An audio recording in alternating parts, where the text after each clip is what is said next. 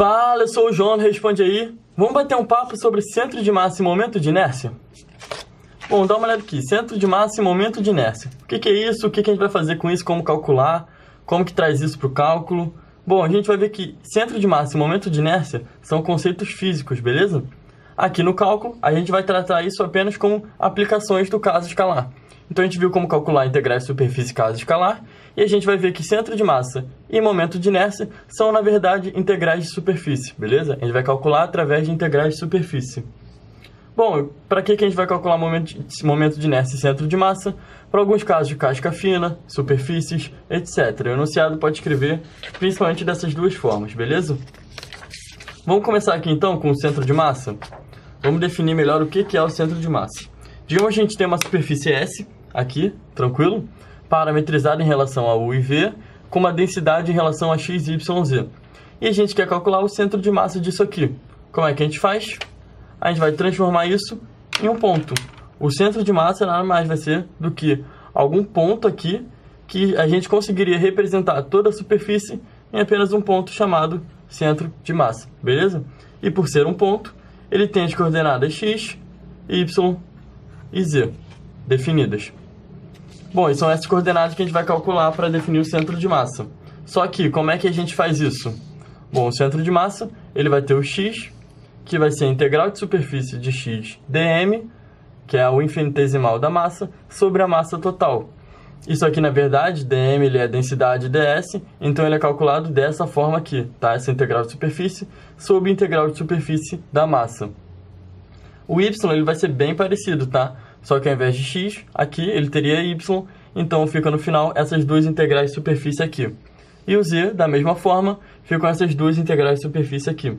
Percebe que os denominadores são todos iguais, tá? Então aqui é a massa e aqui é a massa.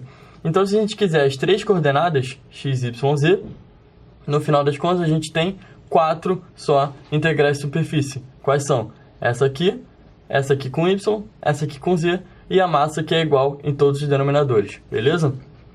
A gente vai ver que alguns enunciados ele não pede necessariamente para você calcular os 3 pontos, tá? A questão ela pode vir, sei lá, desse jeito aqui, olha só. Calcule x da superfície S dada, esse x barra aqui, que é o x do centro de massa. Então, tranquilo, a gente só precisa olhar para uma daquelas definições. Bom, S é dada dessa forma aqui, beleza? Parametrizada já. E a densidade, ela é dessa forma aqui. Bom, como é que a gente faz para resolver integrais de superfície de forma geral? A gente sabe que tem um passo a passo, né? Esse aqui, olha só. Uma integral de superfície S, da superfície S, uma função escalar, ds pode ser calculada como? A gente parametriza S, a gente transforma x, y, z da função em u e v, que são os parâmetros aqui de S, e calcula ds como módulo da normal, du, dv. É exatamente isso que a gente vai fazer aqui, justamente porque é uma aplicação disso que a gente acabou de aprender. Então, o primeiro passo, que seria parametrizar a superfície, a nossa superfície já foi dada parametrizada, então não tem nem o que fazer aqui, beleza? Vamos para o segundo passo. A densidade ela é dada em função de x, y, z como x mais 2y mais z. Aqui a gente pode ver que x é igual a u, beleza? Y é igual a v, então mais 2y mais 2v.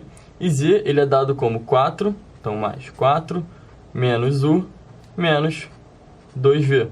Então o que acontece? Olha só, u some com menos u, 2v some com menos 2v. No final das contas, a densidade ela é constante e é igual a 4, beleza? Vamos para o nosso terceiro passo aqui, que é justamente calcular o ds. ds ele é módulo da normal, certo? Então, vamos começar calculando a normal. Como é que faz a normal? Derivada da parametrização em relação a u, derivada em relação a v, e coloca aqui para calcular o determinante. Então, fica 1, 0, menos 1, que é derivada em relação a u, 0, 1, menos 2, que é derivada em relação a v. Se a gente fizer esse vetor normal aqui, a gente vai ver que ele é o seguinte, vamos lá. I aqui fica 0, aqui fica 1, J fica 0, 2 e K fica igual a 1, beleza? Se a gente fizer essa conta aqui, a gente vai achar o vetor 1, 2, 1. ds é o módulo do vetor normal, certo? Então, o módulo disso aqui é raiz desse cara ao quadrado, mais esse cara ao quadrado, mais esse ao quadrado. Então, 1 mais 4 mais 1, raiz de 6 du dv. Bom, vamos substituir tudo para calcular a massa? Olha só, a superfície ela vai de 0 a 1 e de 0 a 2 em u e v, dado lá na parametrização. O delta a gente calculou que é 4, e ds a gente calculou que é raiz de 6. Se a gente fizer essa integral aqui toda, o resultado vai dar que a massa é 8 raiz de 6. Guarda esse valor aí porque a gente vai precisar para calcular o x barra, beleza? O x barra ele vai ser calculado através de outra integral de superfície, tá? Não para por aí. A outra integral de superfície é essa aqui, de s, x vezes delta ds. X a gente sabe que na parametrização é u. O delta a gente calculou igual a 4, ds a gente calculou igual a raiz de 6 du dv. Então, integrando isso aqui em relação a 1 e a 2, em relação a u, a gente vai chegar no mesmo resultado e a gente vai ver que isso aqui é 8 raiz de 6, beleza? Mesmo integrando aqui em relação a u. Então, x no final das contas nada mais é do que 8 raiz de 6 sobre 8 raiz de 6, que é igual a 1. Lembra que esse aqui veio da massa, esse aqui veio da integral, tá? É coincidência eles serem o mesmo valor. Então, calculamos o valor de x do centro de massa, que era exatamente o que a questão pedia. Vamos passar aqui para momento de inércia agora. Vamos ver a outra aplicação, o segundo conceito físico que a gente usa em integrais de superfície. Momento de inércia ele pode ser calculado, e ele sempre vai ser calculado em relação a uma reta, beleza? Então, o enunciado vai lá e vai te pedir, calcule o momento de inércia em relação à reta tal. Ou, em geral, ele pede em relação aos eixos. Então, calcule o momento de inércia em relação ao eixo x, ao eixo y, ao eixo z. E como é que é definido o momento de inércia? Ele é definido como momento de inércia é igual à integral da superfície S, que ele vai te dar parametrizado, ou vai pedir para você parametrizar, d ao quadrado, que é, na verdade, a distância de qualquer ponto em relação ao eixo, tranquilo? dm, onde dm é a densidade ds, tá? Então, vamos ver os principais eixos. Porque ele, em geral, o enunciado não vai te pedir de qualquer eixo. Ele vai te pedir em relação a x, em relação a y e em relação ao eixo z. Então, o momento de inércia em relação ao eixo x, ele é esse aqui. E x, ele é a distância de qualquer ponto em relação a x ao quadrado, que é y ao quadrado mais z ao quadrado. Densidade ds. Em relação a y, parecido, olha só, x ao quadrado mais z ao quadrado, ao invés de y ao quadrado mais z ao quadrado. E em relação a z, x ao quadrado mais y ao quadrado, tá? É sempre a distância em relação ao eixo.